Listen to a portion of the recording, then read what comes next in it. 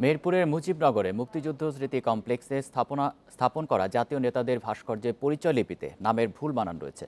ঐতিহাসিক তেলিয়াপাড়া সম্মেলন পরিচয় লিপিতেও রয়েছে ভুল নামের ব্যবহার। এই ধরনের ভুল মোটেই কাম্য নয় বলছেন দর্শনার্থীরা। দ্রুত ভুল সংশোধন করে নতুন প্রজন্মকে সঠিক ইতিহাস জানানোর উদ্যোগ নেওয়ার দাবি তাদের।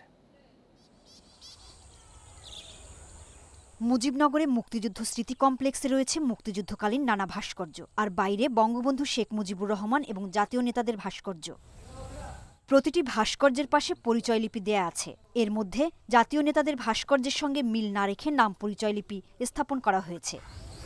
এম মনসুর আলী ও AHM কামারুজ্জামান এই দুজনের ভাস্কর্যের ক্রম অনুসরণ না করায় উভয়ের পরিচিতি বদলে গেছে। নামের বানানো ভুল, এমন আরও ভুল রয়েছে ভাস্কর্যের নামের বানানে। ঐতিহাসিক তেলিয়াপাড়ার সম্মেলন পরিচয় লিপিতেও রয়েছে ভুল। দেশের এরকম একটা গুরুত্বপূর্ণ জায়গায় যদি কোনো নামের বানানের ভুল বা কোনো মিসম্যাচ থেকে থাকে তাহলে সেটা তো থাকা উচিত না। আমার মনে হয় সংশ্লিষ্ট কর্তৃপক্ষের খুব দ্রুত এগুলো সংশোধন করা উচিত। তবে দ্রুত বানান সংশোধন করা হবে বলে জানান উপজেলা নির্বাহী কর্মকর্তা। আসলে এটি খুবই দুঃখজনক একটা বিষয়। তবে আপনারা জেনে খুশি হবেন যে মুজিবনগর স্মৃতি কমপ্লেক্সের একটি সম্প্রসারিত প্রকল্পের কাজ হচ্ছে এবং এই কাজের অংশ হিসেবে চারুকলা অনুষদ ঢাকা বিশ্ববিদ্যালয়ের ডিন স্যার এসেছিলেন।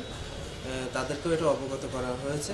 সম্প্রসারিত প্রকল্প এই জিনিসগুলো রি-ইঞ্জিনিয়ারিংয়ের অংশ হিসাবে এগুলো সব সংশোধন করা হবে। 2011 সালে ঐতিহাসিক মুজিবনগরে মুক্তিযুদ্ধ স্মৃতি কমপ্লেক্স গড়ে তোলা হয়। Independent news desk.